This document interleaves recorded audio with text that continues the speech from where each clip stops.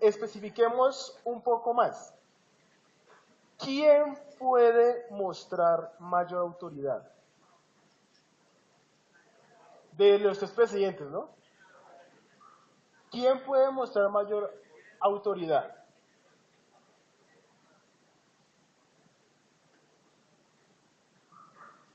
A saber se puede responder. La autoridad se mide por su poder. Los tres tienen autoridad, pero hay uno que tiene más poder que otros. ¿Cómo medimos o ellos cómo miden el poder? Por la economía. Si tiene mayor poder económico, tiene ¿qué? Más plata para invertirle a su ejército. Y esto hace que sea más poderoso. Y a los que nos gustan los números, el gobierno de los Estados Unidos invierte 5 veces más en su ejército que el segundo país, que es China. Entonces el que tiene más poder es Estados Unidos. Por algo es la primer potencia del mundo. Pero algo importante es que el presidente de los Estados Unidos le pasa lo mismo que vivió el rey Nabucodonosor en cuanto a la autoridad, así como los demás gobernantes de todo el mundo que gobiernan, que ellos deben aprender y deben saber que esa autoridad no es propia, esa autoridad es delegada. Y es especial lo que en su tiempo el imperio más poderoso, el babilónico, en su cabeza el rey, se dio cuenta. Y quiero que podamos mirar, por favor miremos Daniel capítulo 4. Quiero que miremos este testimonio.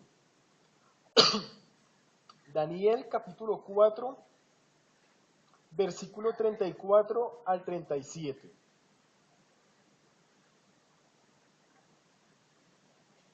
Uno de los hombres más poderosos de los imperios que han pasado. Daniel 4, versículo 34 al 37. Dice así: Mas al fin del tiempo yo, Nabucodonosor, alcé mis ojos al cielo, y mi razón me fue devuelta, y bendije al Altísimo, y alabé y glorifiqué al que vive para siempre, cuyo dominio es sempiterno y su reino por todas las edades. Todos los habitantes de la tierra son considerados como nada, y él hace según su voluntad en el ejército del cielo y en los habitantes de la tierra. Y no hay quien detenga su mano y le diga, ¿qué haces? Por favor, miremos el versículo 36 y 37. En el mismo tiempo mi razón me fue devuelta, y la majestad de mi reino, mi dignidad y mi grandeza volvieron a mí. Y mis gobernadores y mis consejeros me buscaron, y fui restablecido en mi reino, y mayor grandeza me fue añadida. Ahora yo, Nabucodonosor, alabo, engrandezco y glorifico al Rey del cielo, porque todas sus obras son verdaderas y sus caminos justos, y él puede humillar a los que andan con soberbia. Y noten quién dice esto: Nabucodonosor, el gran rey de Babilonia. Se engrandeció, se ensoberbeció y fue humillado. Fue humillado. Pero qué hermoso que pudo mostrar su testimonio. Pudo mostrar su testimonio. Nabucodonosor acepta que su grandeza, gloria y por ende autoridad es de quién, es delegada, es dada de parte de Dios, es dada de parte de Dios, que la da el Rey eterno, el Rey que está en todas las edades, en todos los tiempos. Igual que el Señor Jesús le dice al gobernador Pilatos.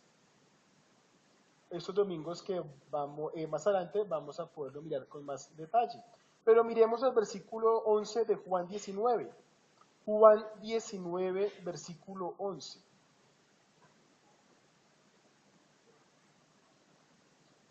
Juan 19, versículo 11. Respondiendo Jesús, ninguna autoridad tendrás contra mí si no te fuese dada de arriba. Por tanto, el que a ti me ha entregado, mayor pecado tiene. El Señor Jesucristo le dice que la autoridad que tiene Pilato es aquella que el Padre le dio, le delegó soberanamente a Pilatos. Y es así como todos los hombres tienen autoridad, una mayor, una menor, pero todos tenemos autoridad. Unos somos padres, tenemos autoridad en nuestros hijos, otros son empresarios, gobernantes, alcaldes, pero todos tenemos autoridad. Miremos algo del contexto inmediato de lo que se ha venido hablando en Mateo. Es así como aquel que tiene la misma autoridad que Dios. ¿Quién? Jesús. Jesús tiene la misma autoridad que Dios Padre. Va a ser cuestionado por quienes, las máximas autoridades de Israel, la Suprema Corte, el Sanedrín. Jesús va a ser cuestionado. El Señor Jesús desde hace 3 años viene modelando su autoridad, tanto con sus palabras, como con su carácter, como con sus obras. Días atrás, el domingo, fue recibido en Jerusalén por mucha gente. Unos lo aclamaban y otros estaban atentos a ver qué hacía. Eso lo vimos Mateo 21, del 1 al 11. El día lunes entra a su templo, nuevamente, que ya había entrado en su primer año de ministerio. ¿Y qué hizo en el templo? Reprendió duramente tanto a las autoridades judías, así como a los fieles judíos que estaban ¿qué? Profanando su templo. Eso lo vimos en versículo 12 y versículo 13 del capítulo 21. Una vez en el templo, el Señor Jesús sigue haciendo milagros, así como sigue confirmando quién es el Mesías. ¿Por quiénes? Por las alabanzas que le dan los niños. Tanto el lunes como el martes hace gala de su poder y maldice ¿qué? La higuera, por su apariencia de tener fruto. Y estos hechos evidencian que el Señor Jesús tiene autoridad. Pero el texto a estudiar, miraremos que no es la simple autoridad de Jesús. No es una autoridad común. Es la suprema autoridad del Señor Jesucristo. Y quiero que por favor oremos para que Dios bendiga el estudio.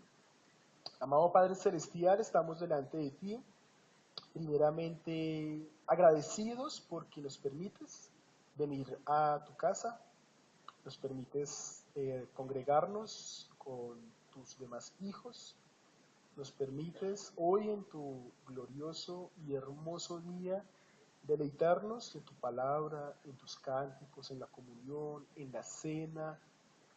Gracias Padre Celestial por todos los medios y bendiciones que tenemos, porque es esto lo que nos permite seguir aprendiendo de ti, seguir dependiendo de ti y seguir confiando en ti. En este tiempo que vamos a hablar de la suprema autoridad que tiene tu Hijo, permítenos quitar toda rebeldía y toda falta de sujeción de nuestros corazones que aún tienen pecado y que quizás luchamos en sujetarnos completamente a ti. Bendice tu palabra hoy, amado Padre. Amén. Bien, hermanos. Quiero que por favor leamos otra vez el texto. Mateo, por favor vayamos a Mateo. Mateo capítulo 21. El título es La autoridad suprema de Jesucristo. Y miremos el texto nuevamente. Cuando vino al templo, los principales sacerdotes y los ancianos del pueblo se acercaron a él mientras enseñaba y le dijeron: ¿con qué autoridad haces estas cosas? ¿Y quién te dio esta autoridad? Respondiendo Jesús les dijo: yo también os haré una pregunta, y si me la contestáis, también yo os diré con qué autoridad hago estas cosas. El bautismo de Juan, ¿de dónde era? ¿Del cielo o de los hombres? Ellos entonces discutían entre sí, diciendo, si decimos del cielo, nos dirá, ¿por qué pues no le creísteis? Y si decimos de los hombres, tememos al pueblo, porque todos tienen a Juan por profeta. Y respondiendo a Jesús dijeron, no sabemos. Y él también les dijo, tampoco yo os digo con qué autoridad hago estas cosas. El título, la autoridad suprema de Jesucristo. Y el bosquejo, 2 puntos. El primero, ponemos la siguiente, es la autoridad de Jesús.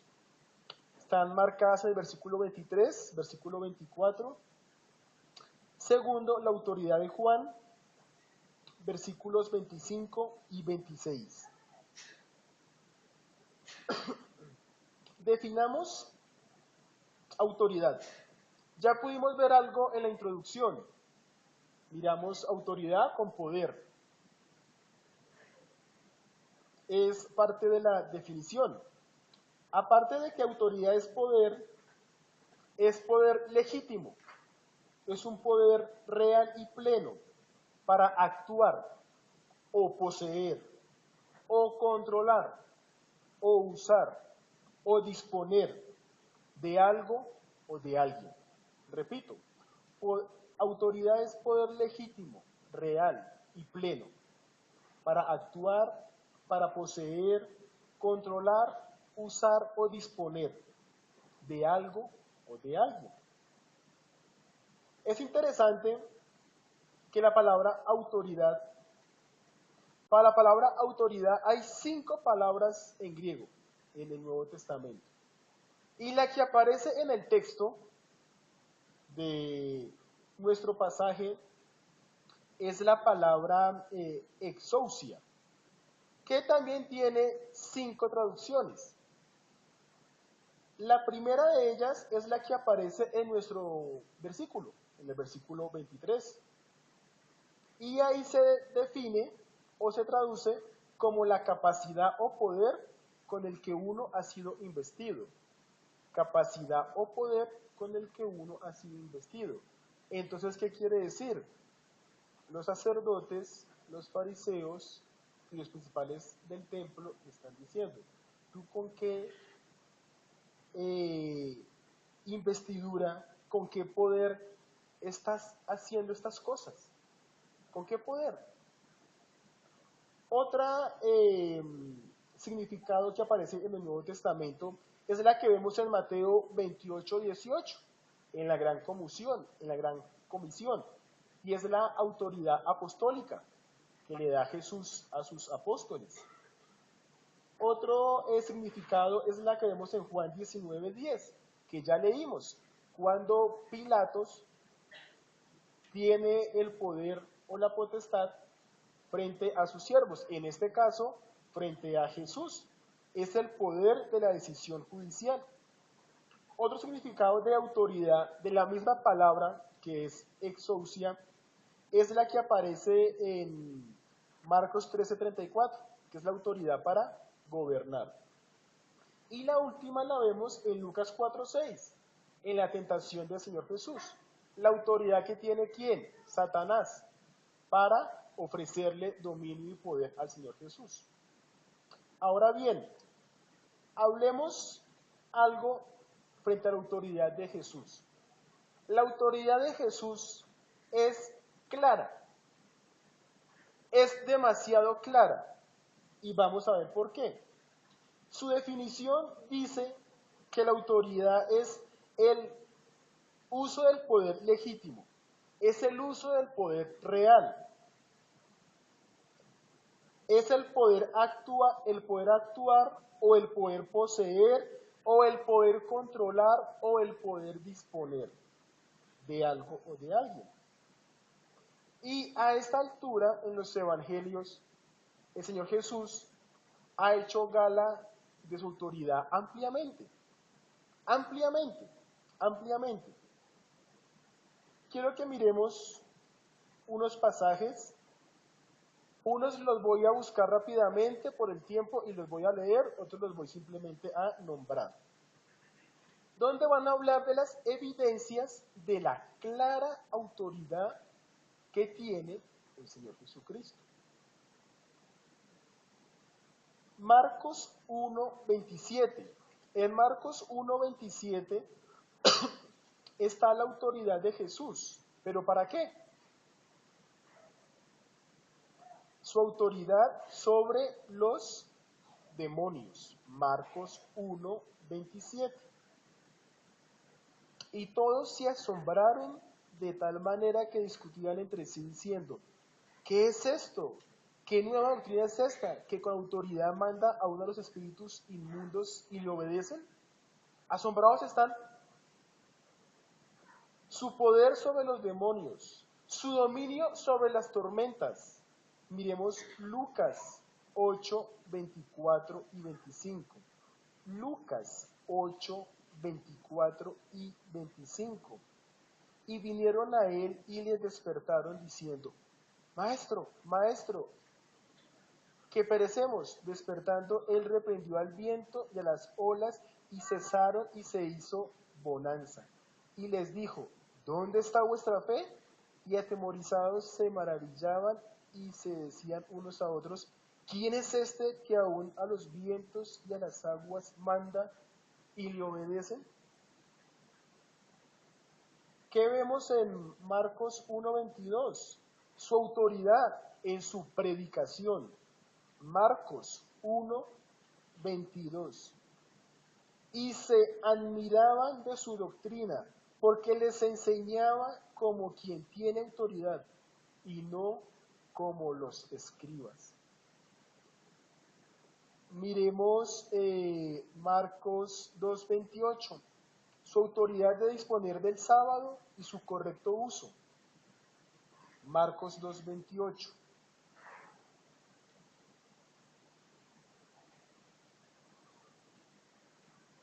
Por tanto, el Hijo del Hombre es Señor aún del día de reposo.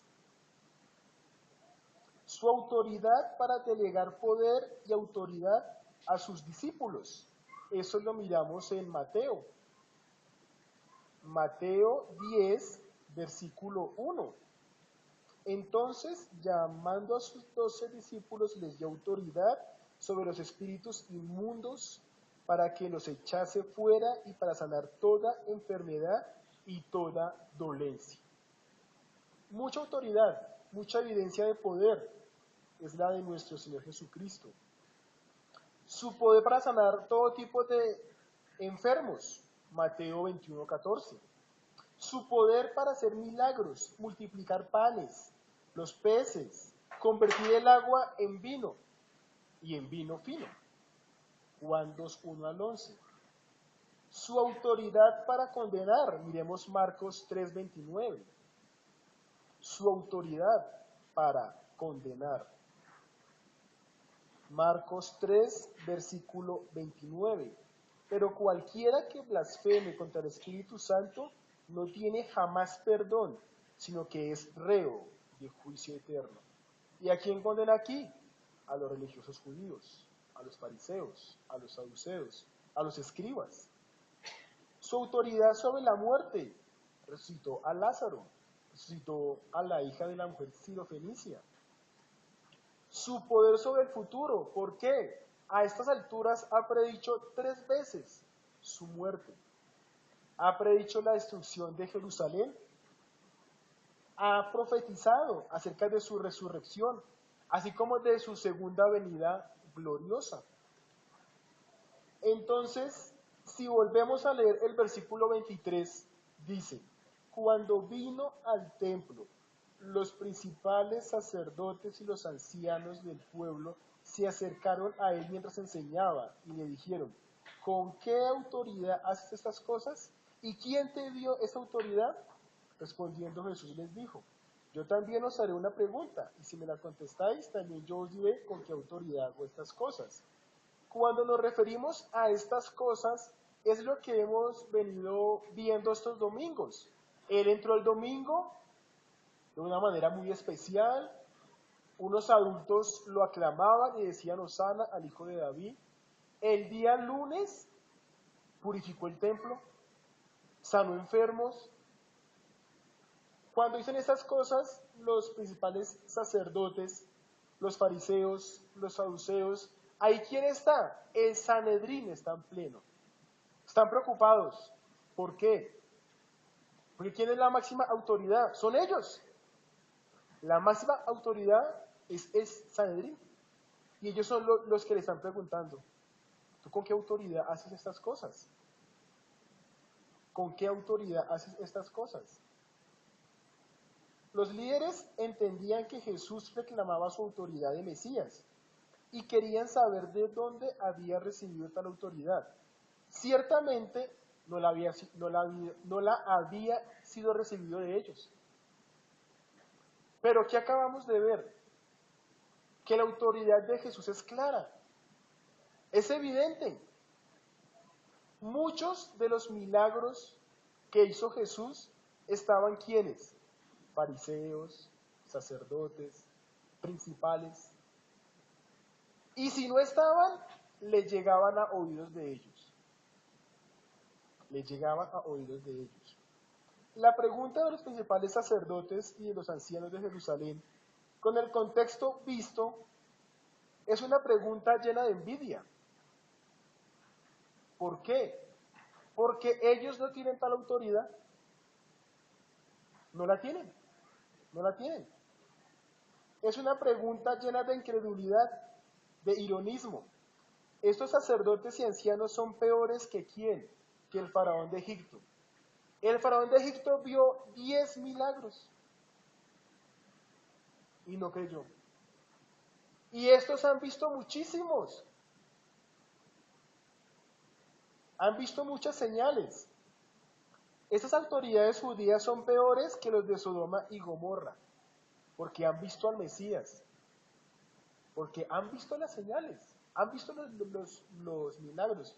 El mismo Señor Jesús dice que si en Sodoma y Gomorra se hubieran hecho esos milagros, hubieran creído. ¿Mm? Ellos no tienen un corazón de piedra, tienen de hierro, repleto de incredulidad, de iniquidad, de maldad, de impiedad. Pero noten, el Señor Jesucristo, en su paciencia para con estos impíos religiosos, se toma el tiempo de ponerles atención, porque Él está enseñando en el templo. Y sabemos que Él enseña varios días, lunes, martes, miércoles, jueves. El Señor Jesús se toma el tiempo de ponerles atención y de contestarles con algo que los va a enmudecer, que los va a avergonzar delante del pueblo que está en el templo. Noten, Jesús está enseñando en el templo. Marcos nos dice que está predicando el evangelio en el templo, en su templo. Llegan las autoridades y le hacen la pregunta. Le hacen la pregunta. El versículo 24, respondiendo Jesús les dijo, yo también os haré una pregunta, y si me la contestáis, también yo os diré con qué autoridad hago estas cosas. Esta pregunta que van a hacer ellos, por ningún lado van a salir beneficiados, por ningún lado. Ellos hacían la pregunta, ¿con qué autoridad haces tú esto? Jesús había mostrado claramente que él era el Mesías. Ellos querían que ahí mismo dijera que era el Mesías. Más adelante vamos a mirar que él lo confiesa cuando está en el Sanedrín. Ellos querían ahí mismo, pero sabemos que en el plan soberano así no lo había dispuesto el Señor. Así no lo había dispuesto el Señor. La pregunta que le hace es acerca de Juan. Así pasamos al segundo punto. La autoridad de Juan, versículo 25 y 26. El bautismo de Juan, ¿de dónde era? ¿Del cielo o de los hombres?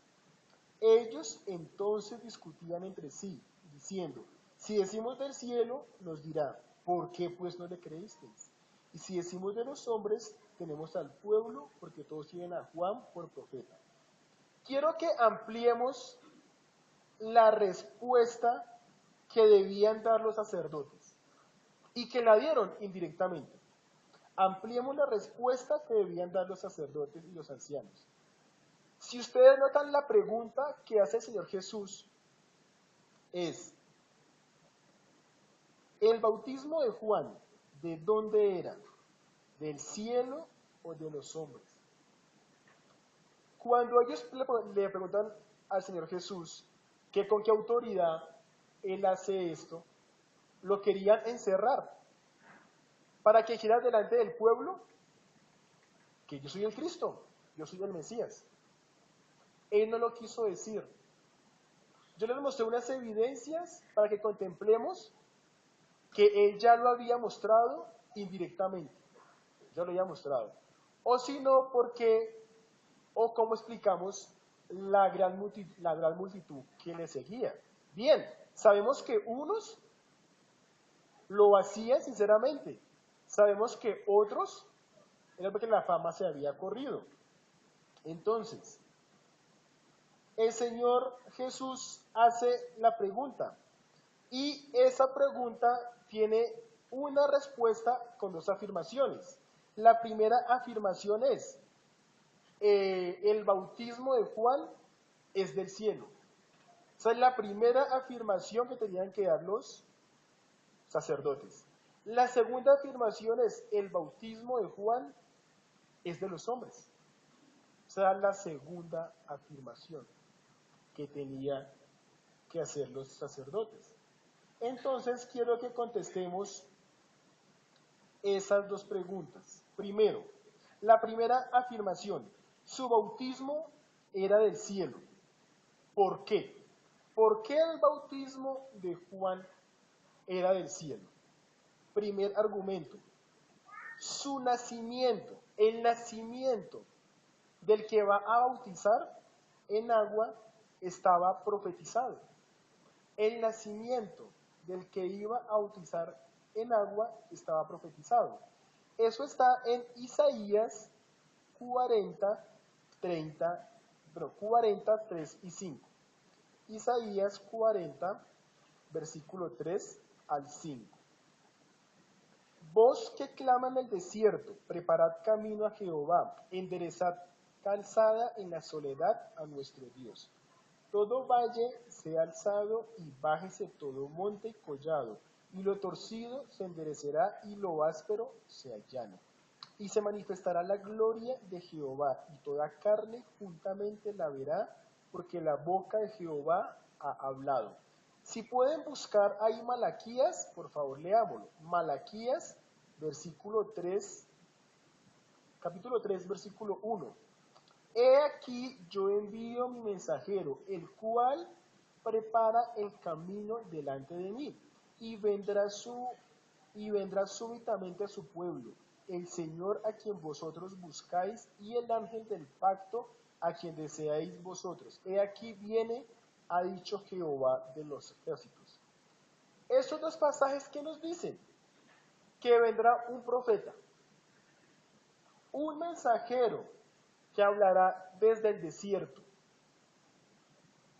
Este mensajero, este profeta, va a preparar el camino de Jehová, hecho hombre, de Jesucristo. Y la gloria de Dios será manifestado por medio de este profeta, por medio de su predicación. Así sabemos que Juan es el precursor del Mesías. Segundo argumento de por qué el bautismo de Juan era del cielo.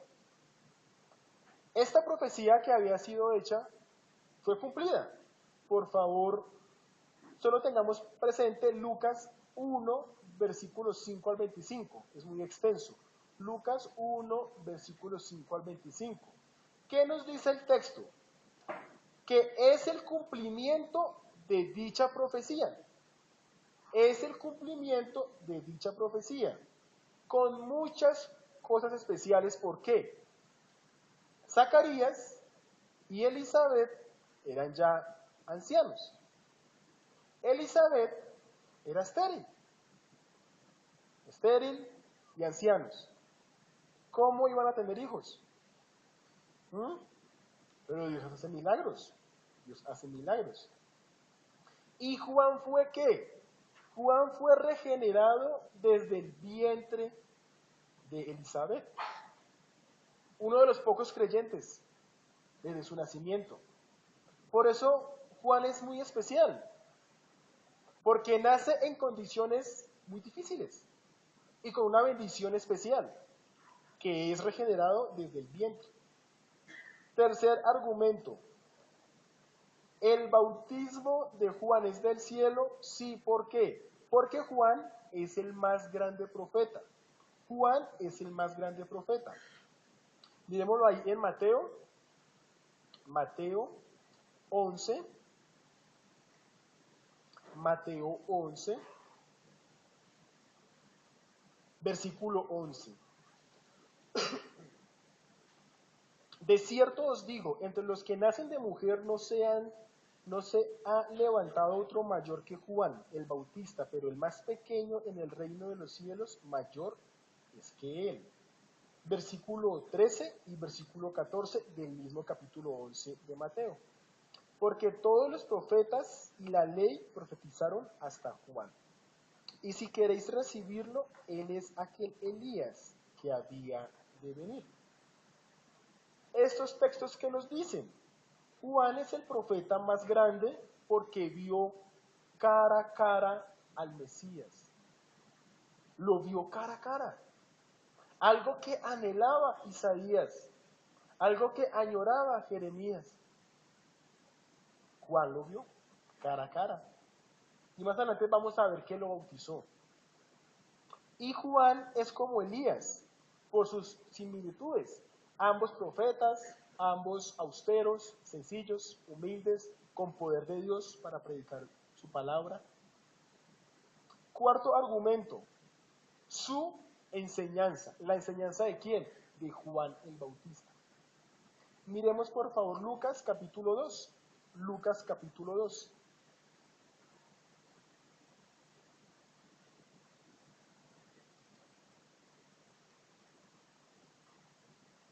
Lucas capítulo 2. Vamos a leer el versículo 3.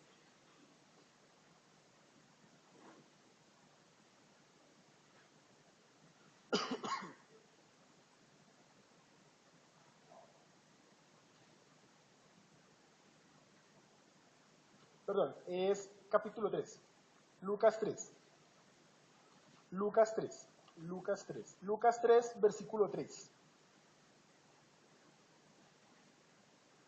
Y él fue por toda la región contigua al Jordán, predicando el bautismo del arrepentimiento para perdón de pecados, como está escrito en el libro de las palabras del profeta Isaías, que dice, voz del que clama en el desierto, preparad el camino del Señor, enderezad sus sendas, todo valle se rellenará y se bajará todo monte y collado, los caminos torcidos serán enderezados y los caminos ásperos allanados, y verá toda carne la salvación de Dios.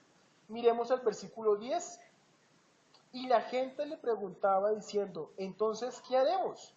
Versículo 12.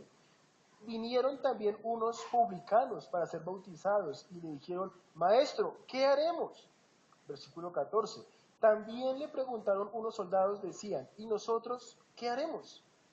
Y les dijo, no hagáis extorsión a nadie, ni calumniéis y contentaos con vuestro salario.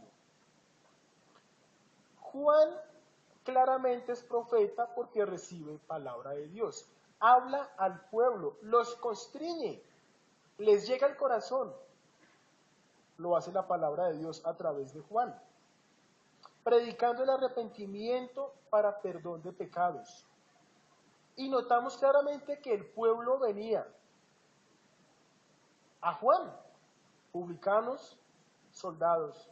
Le decían, ¿qué hacemos? ¿Qué hacemos? Mirando cómo debían vivir. Juan les decía cómo debían vivir para agradar a Dios. Miremos por favor Juan capítulo 1, versículo 19. Juan capítulo 1, versículo 19. Este es el testimonio de Juan, hablando de Juan el Bautista. cuando los judíos enviaron de Jerusalén sacerdotes y levitas para que le preguntasen, ¿tú quién eres? Los principales del Sanedrín pensaban que Juan el Bautista era el Cristo. Ellos pensaban eso y envían una comitiva para preguntar. La autoridad de Juan fue evidente, que causó gran preocupación. Ellos dijeron, enviemos a preguntar quién es él. Enviemos a preguntar. Miremos algo particular también de su enseñanza. Ahí en Mateo capítulo 3. Mateo capítulo 3.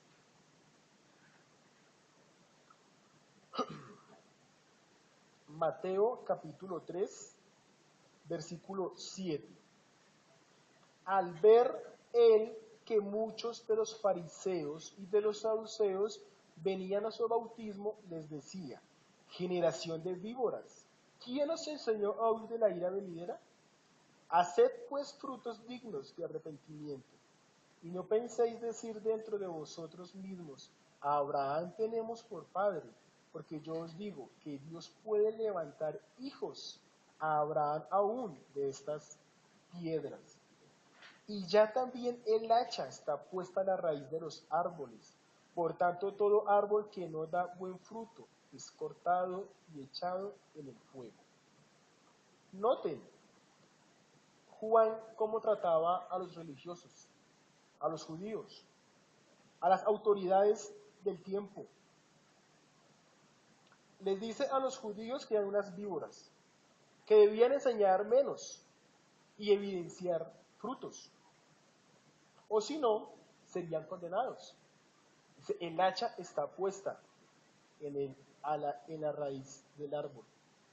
Y dice que su genealogía de Abraham no les sirve de nada. Eso no les va a salvar. Y miremos algo particular en el Evangelio de Juan. Juan capítulo 1,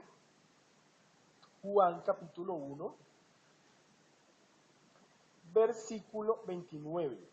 Estamos hablando de la enseñanza de Juan el Bautista. Juan capítulo 1, versículo 29. El siguiente día vio Juan a Jesús que venía a él y dijo, he aquí el Cordero de Dios que quita el pecado del mundo.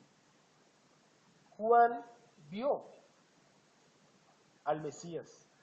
Juan contempló lo que los profetas no pudieron contemplar. Miren el versículo 32, ahí del capítulo 1. También dio Juan testimonio diciendo, vi al Espíritu que descendía del cielo como paloma y permaneció sobre él. Y yo no le conocía, pero el que me envió a bautizar con agua, aquel me dijo, sobre quien veas descender el Espíritu y que permanece sobre él, ese es el que bautiza con el Espíritu Santo. Y yo le vi y he dado testimonio de que este es el Hijo de Dios. Juan conoce al Cordero de Dios. Juan bautiza al Hijo de Dios. Si miramos el texto, es el bautizo que hace Juan el Bautista sobre Jesús, sino visto desde otra perspectiva. Juan conoce al Cordero de Dios. Juan bautiza al Hijo de Dios. Y Juan escucha la voz del Padre, que le confirma quién es el Cristo. ¿Y Juan qué hace? También proclama. Noten el versículo 34. Y yo le vi y he dado testimonio de que este es el Hijo de Dios. Juan proclama que Él es el Mesías, el que da el Espíritu Santo. Y aquí es muy especial para que nosotros recordemos, como creyentes, usted y yo hemos escuchado del Cordero de Dios. Hemos conocido al Cordero de Dios. Hemos sido bautizados por el Cordero de Dios. ¿Y qué tenemos que hacer? Proclamar acerca del Cordero de Dios. ¿A quiénes? A los que están con nosotros. Que abran sus oídos, que abran sus ojos, que abran su corazón. Que si no escuchan a Dios, van a seguir en su deleite y se van a perder. Pero ellos son responsables por sus decisiones. Noten la influencia de Juan. La influencia de Juan fue tan grande que cuando él muere y Herodes escucha de Jesús, ¿qué dice Herodes? Es Juan, que ha ¿qué? Resucitado. Esto lo vemos en Mateo 14, 1 y 12. Entonces, la primera pregunta del segundo punto es, ¿su bautismo era del cielo? Sí, su bautismo era del cielo. ¿Por qué? Primero, su nacimiento de aquel que iba a bautizar había sido profetizado. Segundo argumento, esa profecía fue ¿qué? Cumplida. Tercer argumento, el que bautiza con agua, el mismo Mesías dice que es el más grande profeta que ha nacido de mujer. Y el cuarto argumento es por su clara enseñanza de que bautizaba con agua. Eso es evidencia para afirmar que su bautismo, que su ministerio es celestial, es decir, que es de parte de Dios. Y noten, si el bautismo es de parte de Dios, ¿para quién es? Ahí contestamos la segunda afirmación. El bautismo de Juan es de los hombres. El bautismo de Juan, ¿era para quién? Para los hombres. Ahí respondemos afirmativamente la segunda pregunta que le hace el Señor Jesucristo a los de Sanedrín. ¿El bautismo de Juan es de los hombres? Sí. El bautismo de Juan es para los hombres. Miremoslo en Mateo. Mateo, capítulo 3, versículo 5.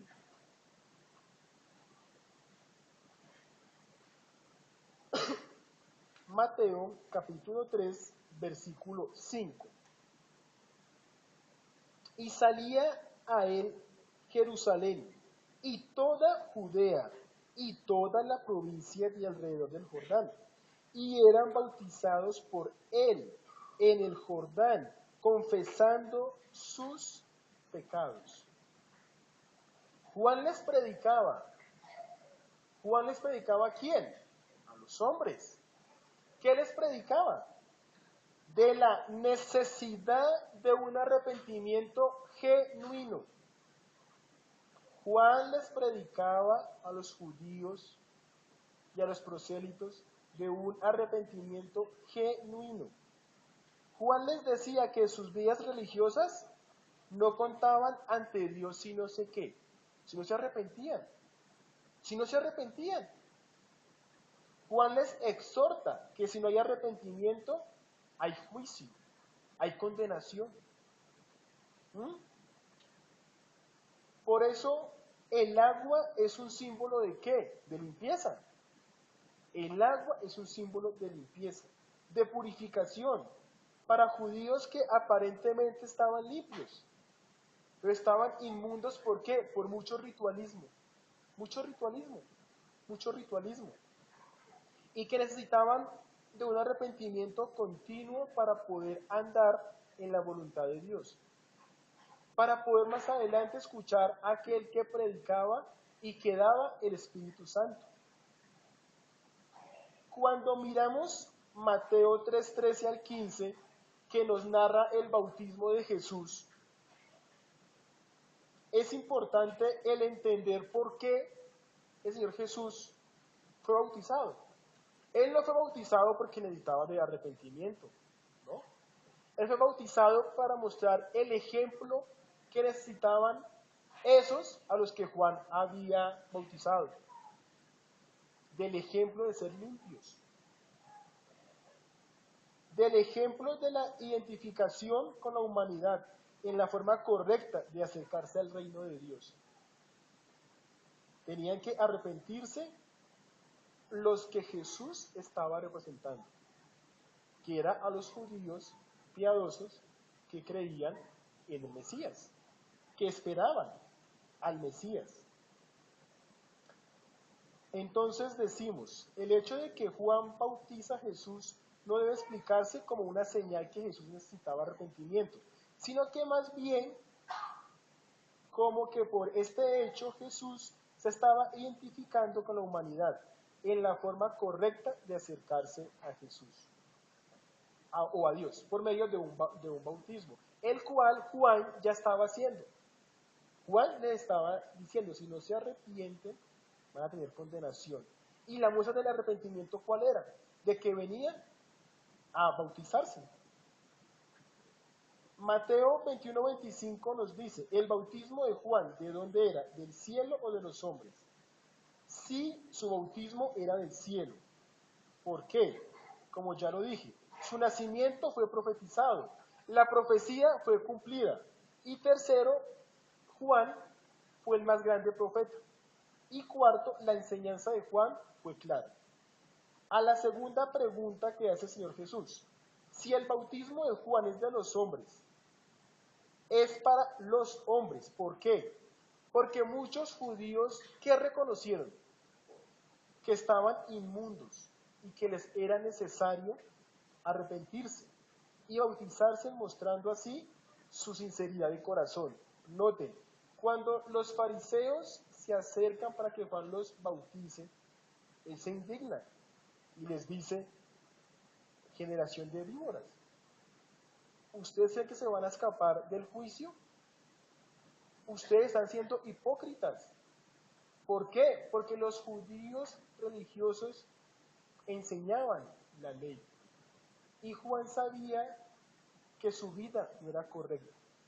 En cambio, Juan no juzga al judío que se arrepentía cuando lo juzga, porque sabía que la muestra del bautismo era la evidencia de un corazón arrepentido, de que quería seguir buscando al Señor. Por favor, miremos nuevamente el texto, Mateo 21, 23 al 27. Mateo 21, 23 al 27. Cuando vino al templo, los principales sacerdotes y los ancianos del pueblo se acercaron a él mientras enseñaba y le dijeron, ¿con qué autoridad haces estas cosas? ¿Y quién te dio esa autoridad? Respondiendo Jesús les dijo, yo también os haré una pregunta, y si me la contestáis, también yo os diré con qué autoridad hago estas cosas.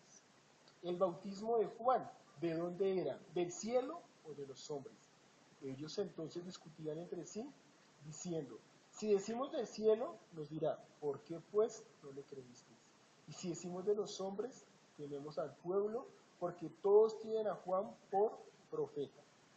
Y respondiendo a Jesús, dijeron, no sabemos. Y él también les dijo, tampoco yo os digo con qué autoridad hago estas cosas.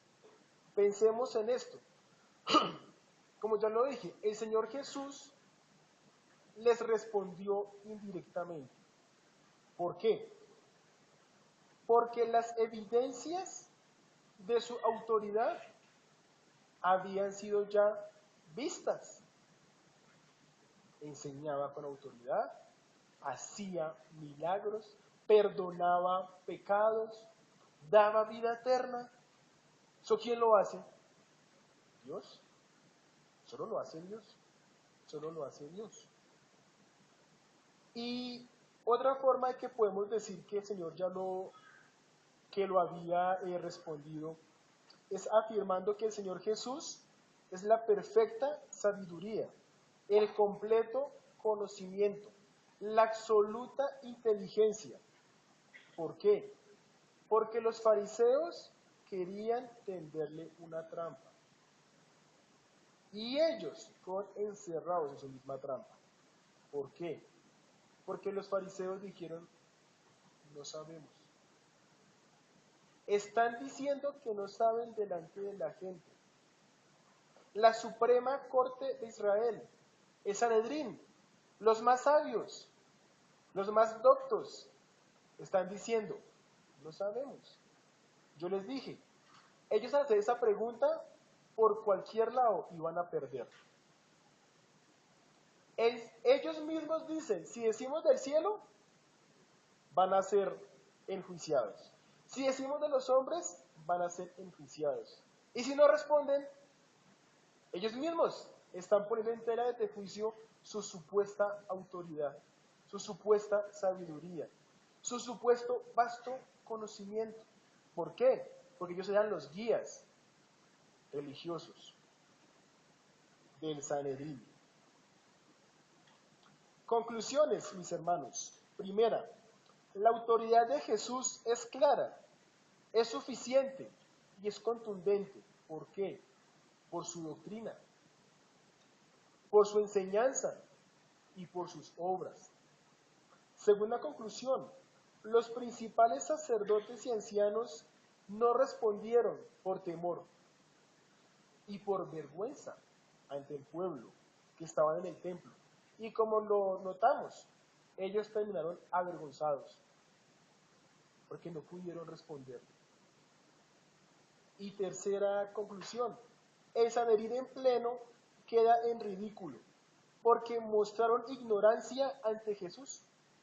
Ellos, queriendo encontrar evidencias para acusarle, fueron ellos los que perdieron autoridad ante aquel que tiene la suprema autoridad, que es Jesucristo. Hermanos, y unas aplicaciones para usted y para mí. Cristo es su autoridad, es mi autoridad.